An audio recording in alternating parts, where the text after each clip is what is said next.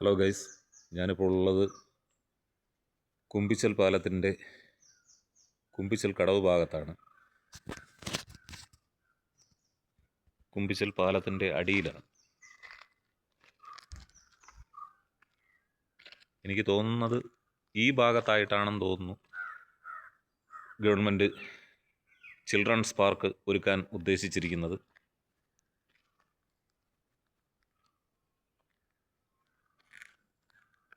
ആവശ്യത്തിനുള്ള സ്പേസ് ഇവിടെ ഉണ്ട്. ഇവിടെ ആയിരിക്കും എന്നാണ് തോന്നുന്നത്.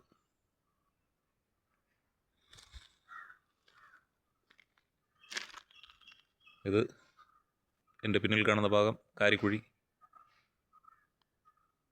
തൊടുമല സെറ്റിൽമെൻറ്റ് ഏരിയയുടേതാണ്.